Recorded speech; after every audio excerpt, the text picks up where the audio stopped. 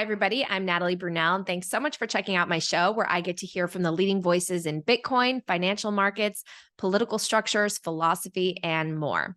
Please make sure that you subscribe to my page and like this video so more people see it and so that you don't miss out on any new content. This podcast does not provide financial advice. It is for entertainment and educational purposes only. This show wouldn't be possible without support from my sponsors. First and foremost, Swan Bitcoin. Swan is where I do all of my Bitcoin purchases, and I dollar cost average every single day with the lowest fees in the space. And I love Swan because it's a Bitcoin only company. Swan Studios produces my new show, Hard Money, covering the biggest news in Bitcoin and the global economy. It's like an orange-pilled version of CNBC. So make sure to check that out on YouTube for all the biggest headlines because we are not afraid to question the mainstream narrative. And Swan is putting on the first and biggest West Coast Bitcoin only conference, Pacific Bitcoin. It'll be held November 10th and 11th in the LA area with prominent speakers like Lynn Alden and Preston Pish. I'm very excited to be the MC for the event alongside Peter McCormick and Stefan Livera. So if you want to get your ticket with 20% off, use the code HODL at pacificbitcoin.com. All right, it's time for the show. James, thank you so much for joining me again. I want to talk to you because you do such a great job breaking things down about how the financial markets work in your newsletter, The Informationist. And recently you talked about the Treasury markets and Treasury liquidity. So first of all, thanks for coming back on. Well, thank you for having me, Natalie. You know, I always love talking to you and being on your show. This is always fun for me. So thank you. Well, I'm very, very honored. So let's start it off and get really, really simple and down to the basics. I want this to be an episode where if someone listens and they're passionate about Bitcoin, passionate about helping people understand how broken our current system is, but they want to explain it to someone who doesn't have a financial background, maybe a parent, maybe a friend. So let's start with the basics. What are treasuries? Because there are T-bills, there are notes, there are bonds. What are treasuries? Sure. So, I mean, the thing to know is that everything that the Treasury issues can be be called bonds, right? So you talk about USTs or bonds, and you've got everything from a 1 month, a 3 month, a 6 month, a 1 year, 2 year, 5 year, 10 year, 20 year, and 30 year treasuries. So when you talk about the bonds that are over 10 years old, they're 10 years in maturity, then you call them bonds, and anything else you can call it kind of a note. So the shorter stuff are the bills and the notes. That's kind of just the kind of how the auction process works, and the people name them and the traders talk about them. So but generally treasuries are how the United States funds its operations, right? So a company that makes enough money can just use its earnings to fund the forward-going operation. But the United States, as we know, operates in a severe deficit, and so instead of using its earnings, it uses all of its earnings to pay for part of the obligations. And then it's got there's a big gap there that it needs to borrow money to pay for the rest of it. And it does that by issuing treasuries. So that's kind of the basic, that's what they do, and they auction them off, and they get investment that they can use to fund that gap. Okay, so I want to talk about auctions, but first, one of the most fascinating things I learned about when I studied Bitcoin is money printing and how that actually works. Because I feel like our school system, our education system doesn't do a great job of helping people really understand how government finances itself. And there's no money from which our government is writing a check that, gets deducted and, we're balancing those sheets. They're literally just making up money. Essentially, they're printing money, they're making up dollars and adding decimals where they didn't exist before. So we have the US Treasury and the Federal Reserve. So how do treasuries work with the Federal Reserve? Who's buying them? And is the Federal Reserve still buying treasuries? Well, what happens is the Fed can't really do anything without the Treasury as far as making money just appear, in their own account. But the Treasury will basically just press a button, and it's just all debits and credits, and they'll get a balance of US dollars that they can use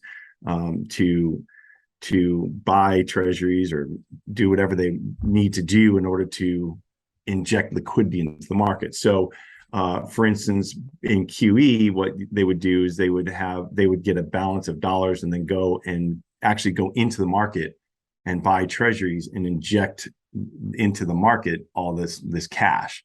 And so even if they're buying them from themselves, so you're basically the treasury is auctioning off the notes and bonds that we're talking about. It goes through an intermediary, the commercial banks, because the Fed can't actually transact directly with the Treasury. But on all, it's basically just buying bonds from the Treasury and printing money. That's how they do it. It's all electronic. It's not like you have this money printer. I love the meme, I really do, with with Powell just printing money like mad. But in reality, it's not really paper money that's being printed. It's just like a huge checking account. Just boom, there's more money in your account and you're good to go. I know, it's fascinating, and essentially it is infinite. And I love learning about the history of the Federal Reserve, because when it was created in 1913, it was prohibited from owning government debt. It couldn't purchase treasuries. And now we are basically owe the most amount of debt to ourselves, not even other countries that own a ton of US treasuries. Not only is it not prohibited, it's like it's absolutely necessary. That we're at the point now, and I'm kind of smiling about it, but it's not funny. We're watching countries around the world really struggle with this. The yen last night. You've got central banks are manipulating money so badly that things are starting to break. You're starting to see cracks on the surface of all this debt created. It's just a house of debt, right? So it's a mountain of debt, and you're starting to see cracks appear. Yeah, so like last night, called it an empire of debt. I like that, an empire of debt. Who said that? Ben Henrik. Yeah, Sven, that's good. So he's great. So yeah, and that's the problem. So now you're seeing central banks struggle with the problems that they're causing, because you pull one string, you just pull one thread, and it unravels a little bit, and you can't just pull one thread out. Like it's causing issues elsewhere. So for instance, like last night, the Japanese Bank of Japan, the Bank of Japan went in to buy Japanese government bonds over the course of this year to maintain a certain interest rate on their bonds, right? So they want to keep their 10-year bond at 0.25%. And in doing so, they're basically saying that they're keeping a spread between Japanese treasuries and US treasuries. So the Fed has been raising rates while Japan has been keeping rates low. So what happens is Japanese investors, or investors who have Japanese bonds, will sell those bonds, and then they'll have yen, and they're not going to want the yen. So they're changing them into most likely dollars for the most part. And so you're seeing the yen absolutely collapse against the dollar. So as you see the yen goes up, that's actually really bad, because it's more yen per dollar. Right. And it's gone from like 105 or 108 all the way up to 150 per dollar this year. And so the Bank of Japan is in there trying to stop this, and they're using their reserves by selling dollars and buying yen. And they've, from what I have read, they've used about $50 billion in the last week or two to try to shore up the yen, and it's basically done nothing. It went from 150 down to 147, and it's right back up to 149. So it's wow. Yeah, and so the cracks are showing. And then we saw what happened in England, so yeah, so in the UK with the British gilts, it's a problem. It's a major problem. So yeah, you had a great newsletter about the UK as well. I wanted to ask you though, because people are hearing in the headlines liquidity in treasury markets. We heard Janet Yellen talking about that, and so you sort of broke that down. So when someone hears about liquidity in the treasury markets, there being issues with that, what does that actually mean? All right, so this all feeds into that, right? So you're seeing the cracks on the surface, and you're seeing the pressures around the world. Well, we're on a US dollar global currency, right? So everybody needs dollars. Not everybody, but most countries need dollars. You're seeing China and Russia getting off of the dollar standard, but as they're doing this, they're selling treasuries because they don't want to hold a US dollar denominated asset. So they're selling those. And then Japan is having to sell dollars. Japan's got $1.2 trillion of face US dollar amount of treasuries, and they're going to use those unless something else happens, unless they come up with another agreement, which is, we can put that over here for now, but they're going to sell those in order to raise dollars. Okay, so that means that you don't have the major sovereigns that you normally have buying treasuries and injecting liquidity into the market. Okay, so what you're hearing about is like, when you hear about liquidity, you're kind of talking about both the auction market and just the open market, right? So you can step all the way back and you just look at the auctions themselves. They've been weak, not disastrous, but they've been pretty weak, and they're setting off some alarm bells. So and I wrote a newsletter about this and how to look at the auction and understand, what you're reading about. But basically, you're looking at two major things: the bid to cover, which is how much demand is there for that auction, right? And then the second thing is, it's called a tail. And basically, these bonds trade before the auction in a over the market market. So they're trading when issued, and they trade a certain price or a certain yield. Well, that yield is different from the yield that you actually get in the auction itself. That's called a tail. When the auction demands a higher yield, that's a tail. It means that the auction was weaker than it was expected to be. And so when you see this continually happen, and the last auction we had for the 10 years last week was it was the sixth tailing auction in a row, which means that as the year is progressing, even in the when issued market, they can't keep up with how weak the demand is going to be for that next round. And part of it is because the Fed is continuing to raise rates, and people are expecting that, so they want a higher rate. And part of it is just demand. And so that's something that you look at, and we're starting to see, okay, well, demand for the auctions are not that great. Then you go into the open market, and there's some measures you can look at. There's something called the MOVE index, the MOVE, and it's basically a market option volatility estimate for bonds.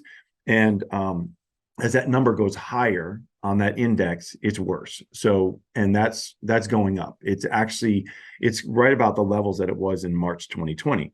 That's an alarm bell. It's kind of a red flag, right? So, and what that means is that volatility is kind of pointing to liquidity, right?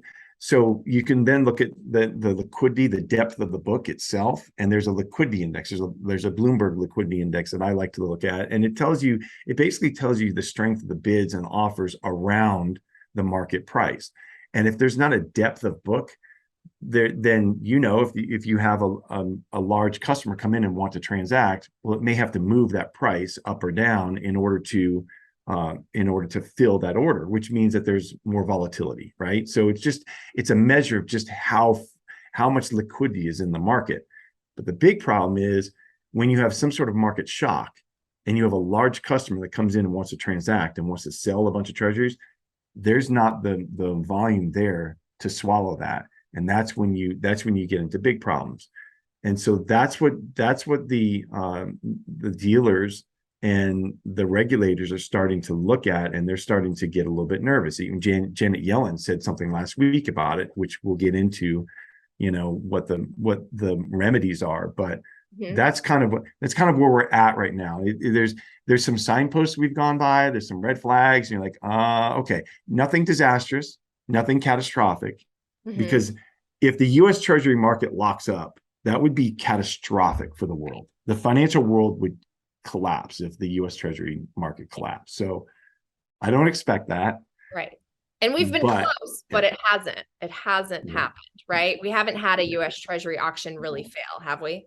We've had them fail momentarily, but yeah. Okay, well, so we'll come back to what you talked about, which is basically when there's a big enough problem, there are several types of potential government intervention. So let's come back to that. But first, taking a step back. So US Treasury hosts these auctions. There's about 300 a year or so, right? They need to raise a certain amount of money through debt, and there are competitive and not non-competitive bids. Who is buying these treasuries? Because my understanding is, with this lower demand, we're seeing foreigners fading, we're seeing banks fading. So who is buying these treasuries? Well, those are the two huge customers, right? The base of customers is your sovereigns, your foreign sovereign governments, they're buying them. And then the second one is the commercial banks. Okay. So that sovereigns are buying fewer and fewer of them. As the dollar goes up, it becomes more expensive for them to buy these treasuries. So it's kind of self-fulfilling that it's regulating. So the dollar going up is actually anti-inflationary. So it's not a terrible thing for the Fed, because the Fed wants to, hold inflation. They're trying to battle inflation, right? So they're not incentivized to help lower the dollar in order to create demand for treasuries. That's not where their incentive is. Now, the Treasury they're concerned about it because they have to issue all of this debt, and they want to be able to issue more debt and not have to be the ones to come and buy it, because that in and of itself is QE, and then that exacerbates inflation. So the demand is lower. We just talked about China, Russia, Japan, huge. Japan and China, massive buyers of U.S. debt, and when they're not there, it's problematic. So they're not there right now. Commercial banks as well. Well, why are commercial banks not there? One of the major problems that commercial banks right now have is they can't really take in customer deposits, right? And the reason for that is that there's a measure that went into effect after 2008, after the great financial crisis, that it's called the supplemental leverage ratio, and that basically it ensures that banks are not taking on too much risk. Okay, so it had good intention, right? But the problem with the actual calculation is that it doesn't separate out the risk profile of assets on your balance sheet. So what ends up happening is that all assets that are held by the bank are subject to the same capital requirements. They're all looked at as the same risk. So even if you hold cash or US Treasuries, that doesn't help you in your leverage ratio. So if a bank receives customer deposits and holds them in cash or invests them in the US Treasuries, it actually negatively impacts that ratio. Why is that if it's essentially cash? Why is that a liability? Good question. That's a great question. What should happen is what we need to do, and what they're talking about doing, is adjusting that calculation and the definitions to allow the banks to buy and hold treasuries without negatively impacting that ratio, right? And the Fed can do this. They can just adjust the risk definitions or account for those treasuries as lower risk and remove them from that calculation. So why does that matter? Well, when you and I have talked about this, the reverse repo window, where these commercial banks have trillions of dollars. They're sitting on about 2.2, 2.3 trillions of dollars that they're basically loaning them to the Fed every single night and getting treasuries, or they're getting interest rate basically overnight. It's an overnight interest rate, right? So and they're doing that because they can't actually buy treasuries because of this ratio, right? So every single night they're getting this interest rate on this cash, and they're making a lot of money doing it. So but if you change that ratio, they can use that cash to go buy treasuries instead, or T-bills, or actually they could buy some T-bills with them, but they're short term. And these banks don't want to step in front of, an interest rate change by buying treasuries that they may or may not want to hold for the full 3 months or 2 years. So, T-bills. So they'll hold off on the T-bills and notes until they can actually use them on their balance sheet. So that's one thing. The second thing is Janet Yellen came in last week, and she started talking about the possibility of buying some of the long dated paper that's on these commercial banks' balance sheet and trading them So like for shorter term short paper. pivot. Yeah. Exactly. So they're gonna well, that's it, and that's something else. But yeah, that's right. That's another thing they can do. But one thing they could do is they can actually trade short-term paper for long-term paper. Why would they do this? Well, that long-term paper, it's sitting on these banks' balance sheet, right? But it's called off the run. Like they're off the run. Like when you get a run of treasuries that are liquid, that you're trading every day, that this is where it comes from. When you're a bank trader, you get a actual sheet. You would get a sheet of all the treasuries on it. And if it's not on that sheet, it means it's off the run. It's not liquid. There's a lot of that paper in these banks. And so if you can swap that out for shorter term paper or on the run paper, then it'd be much more, it just injects liquidity in the market because those are trading actually, right? So so that's one thing. And then the last thing is what you're saying is the pivot, where the Treasury could pivot, and instead of auctioning off 10-year and 30-year bonds, they could auction off a whole lot more T-bills and notes, much shorter paper. And the banks could buy this in lieu of using that reverse repo cash in the overnight market. So that's another thing they could do. The only issue with that is the 10-year government bond, that's the benchmark for the world.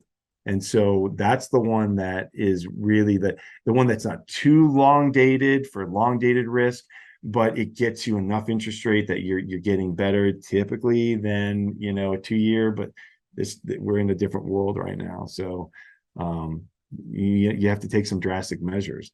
And so I think they're looking at all of these things, and they're trying to decide what to do. Nothing's locked up yet, but they're trying to head it off at the pass. And so it's interesting. We're watching pretty closely what's going to happen in the next few weeks. All right, let's talk about Bitcoin 2023. That's right. Plans are already underway for the biggest Bitcoin conference in the world. It's going to be held in Miami next May, and you can get your ticket with 10% off using the code HODL, HODL. This is going to be an incredible event. It grows in size and scale every single year. Take a look at this video from last year where you can see amazing speakers like Michael Saylor, Jack Mallers, and the parties and events going on in Miami Beach are pretty amazing as well. Head to b.tc/conference. Use the code HODL, HODL, for 10% off your tickets to both BTC 2023 and Bitcoin Amsterdam. I will see you there. And finally, I want to thank my partner, Fold. Fold is the best Bitcoin rewards debit card and shopping app in the world. You can earn Bitcoin on everything you purchase with Fold's Bitcoin Cashback debit card and win free Satoshis every day, or even a whole Bitcoin by spinning the daily wheel and purchase rewards wheels. Fold app is one of the best ways for someone completely new to Bitcoin to enter the space and start earning and learning. You can head to foldapp.com/Natalie for 5,000 sats when you sign up. All right, back to the show. It is really interesting because there are, it seems like, several levers they can pull on before a catastrophe ensues, essentially, but it's all sort of shady ways of doing almost quantitative easing or yield curve control and intervening again because the system is so fragile, and it's this debt spiral that you always talk about. And I have to be honest, when I first learned about bonds, it was really hard for me to grasp it. It was hard for me to even, like, there was a point where I remember I didn't realize that, despite the maturity date, these things are trading constantly. You don't have to wait necessarily till, the 10 years goes by before you sell it. And they're just constantly going in and out of the market. And, it's so complicated, this whole area for most people. And again, you don't really get taught this in school. And yet it's the base layer of our economy, our debt economy. Yeah. And the problem is, so go back to what we're talking about, liquidity. Why does it matter? Okay, so the Treasury has to issue debt in order to pay for the shortfall of earnings of the United States, right? So that's major. But then exactly what we just saw in the UK. So let's talk about that for a second. So the UK, their gilts, those are the UK bonds. government bonds. They were trading, and the new chancellor came out with a tax cut, surprise tax cut, massive tax cut, like one of the biggest ever, right? And the market was absolutely shocked. So what happened? The treasuries sold off, their gilts sold off because of loss of confidence. They're like, this is they're going to cause a tax shortfall that then they can't overcome. They're going to have to print, so they sold these treasuries way off. They were these gilts way off, and you saw it happen. Like one day they just like collapsed. So okay, why does that matter? Well, the UK pension funds, they're called schemes in the UK, and that's not a negative connotation out there, but they're the UK pension funds.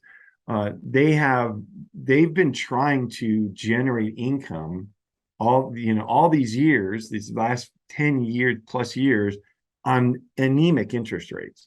Mm-hmm. So what they need to do is they need to generate enough income, enough growth in order to pay for the future obligations of those pensioners, right? So they hold these Why gilts. not leverage up on derivatives, right? Why not leverage? Right. So they use these things called liability-driven investments, and liability-driven investments are not bad in and of themselves. They're just trying to match the future liabilities of that pension.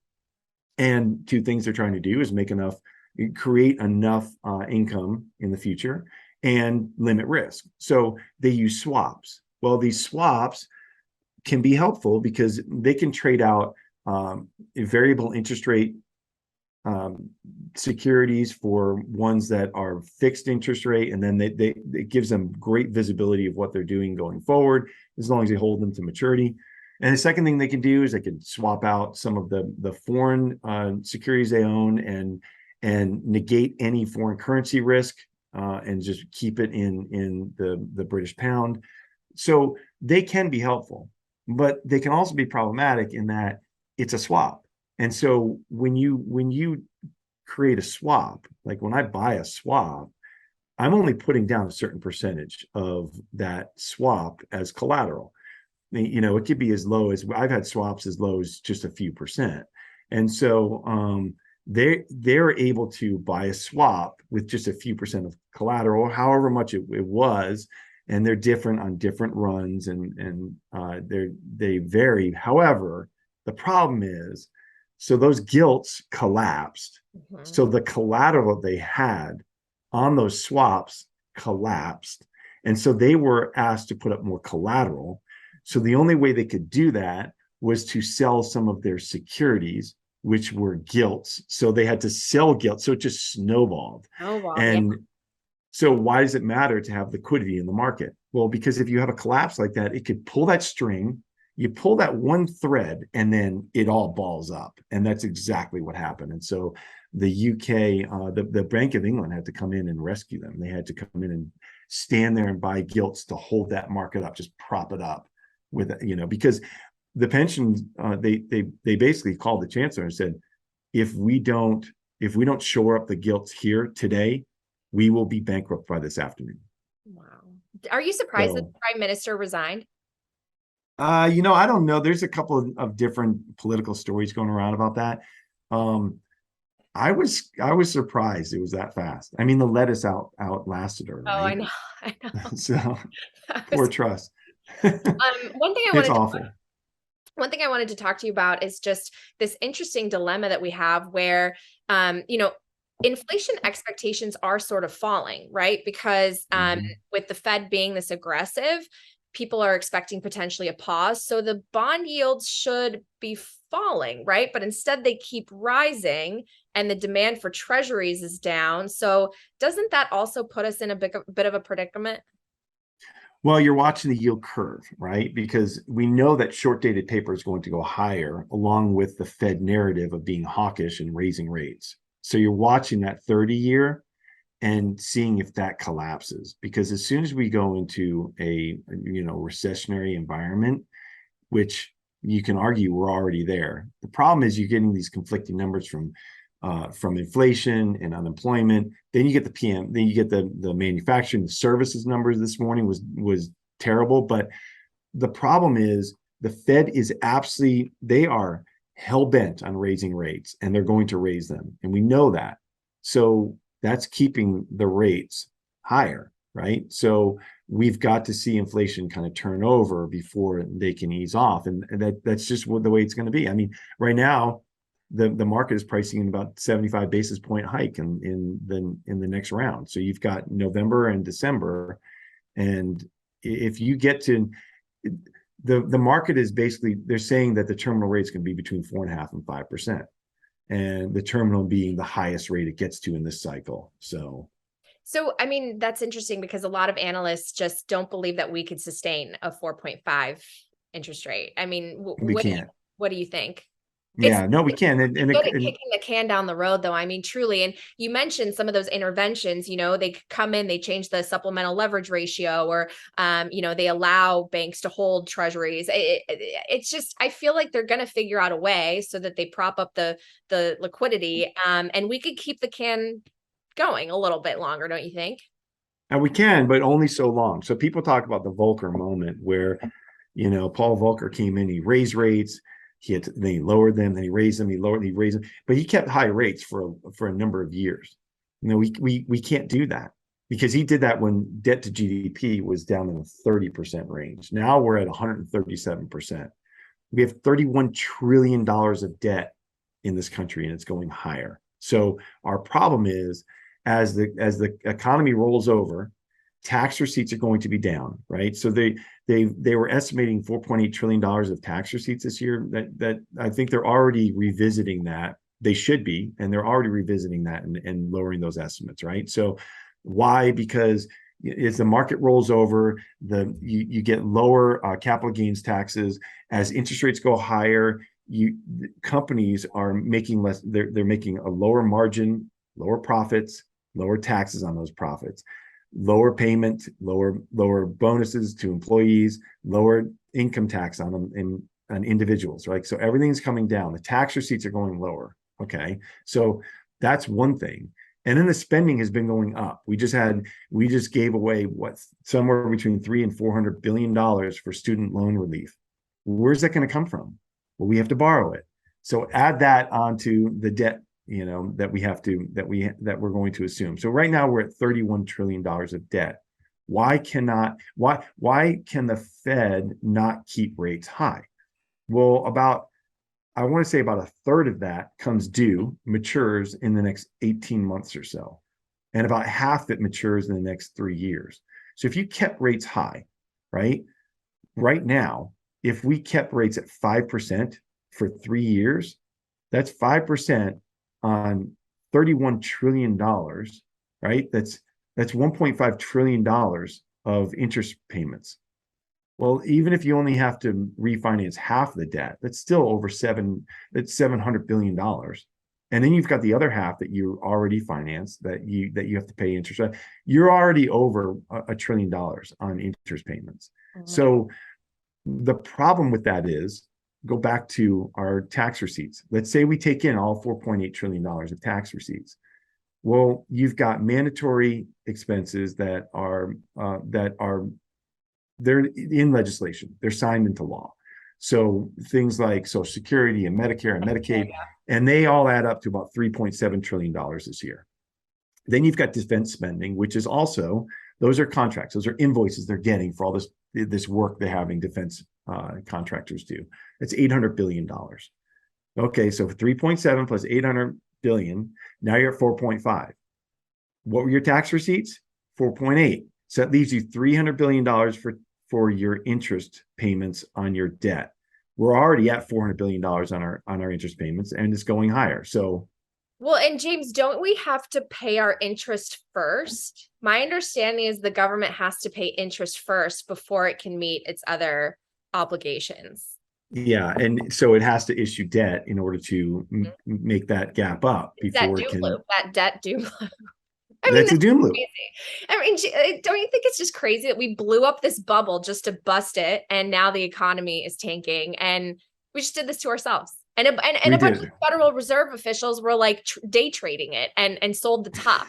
I mean, it's just insane. That's yeah, it's wait, yeah.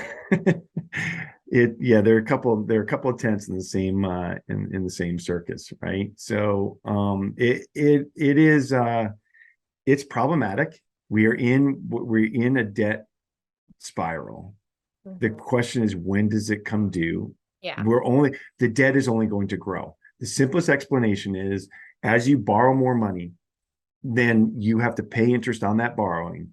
So the amount that you owe goes up, and you're not making up that short run in your shortfall with your taxes. So you've got to borrow more money, and it just spirals, right? So you get into this loop where, okay, so that's one option, to just keep kicking the can down the road and borrowing money and don't worry about it.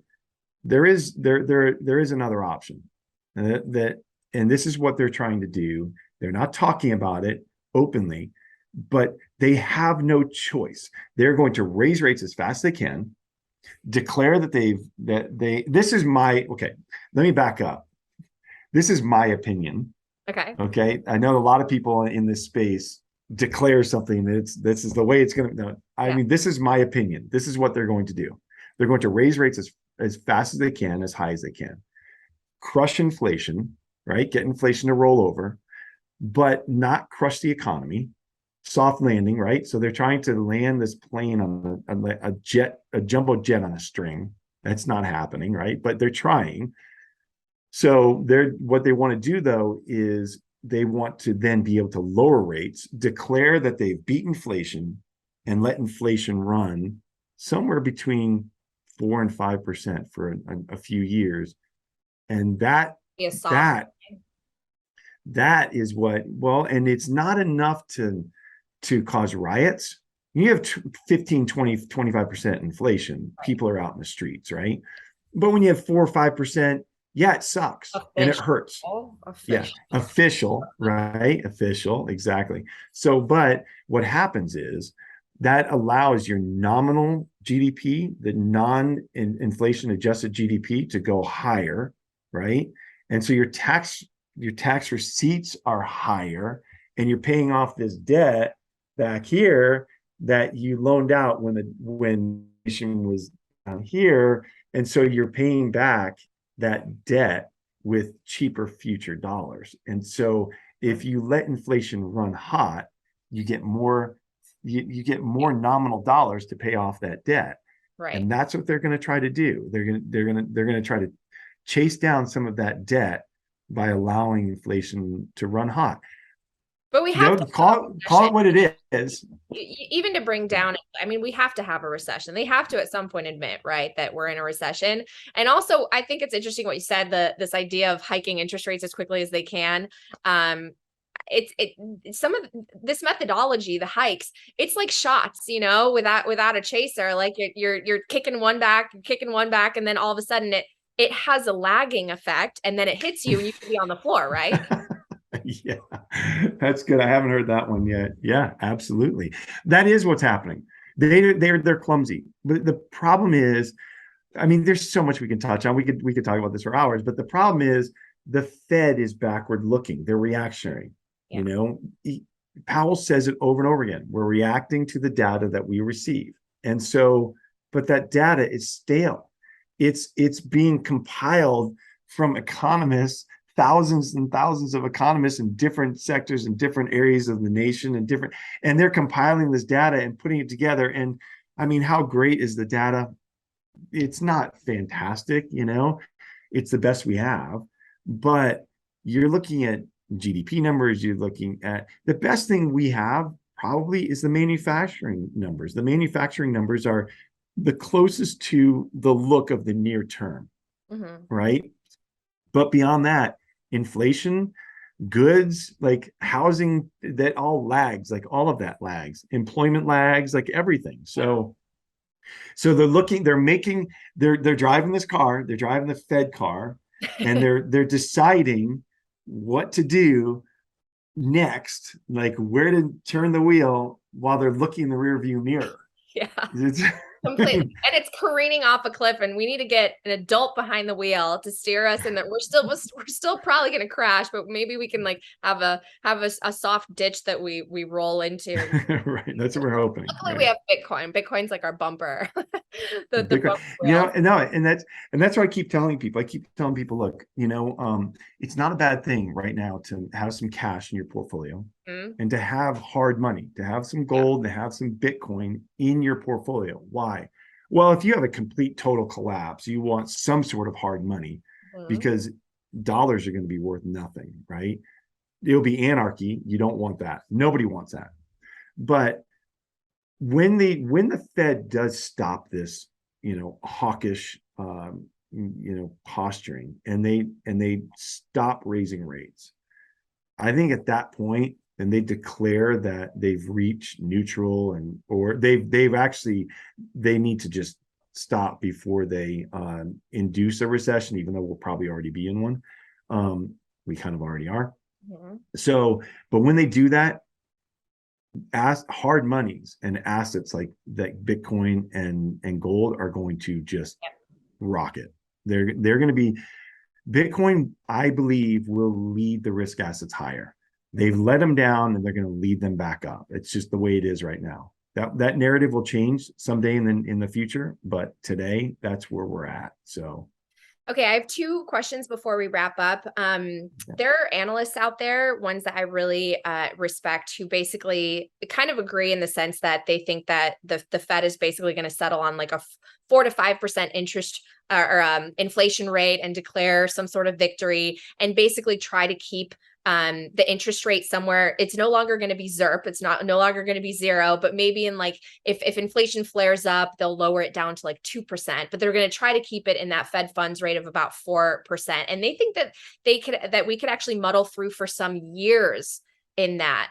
Do you agree at all? I mean, that to me feels like it's a bear market that's going to continue to extend, and we're going to continue to feel pain as maybe some things collapse on the margins and on the periphery, but for the most part, we just keep this ball rolling.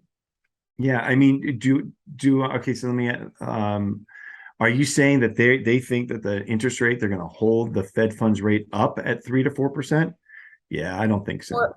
Yeah, like they're like the Jim Bianco's out there and some of the other analysts, they think that it's like this new regime that's come in that's saying that we created a huge problem with the zero interest rates, and we need to wash out some of the excess from the system. And if like we're going to declare victory on inflation will come down, but it's obviously not going to come down to 2%, but we're going to settle in on, we're okay with like a 4 to 5%. If inflation flares up a little bit, they'll kind raise of interest rates. Like, they're going to manage it around that between a 2 to 4 range.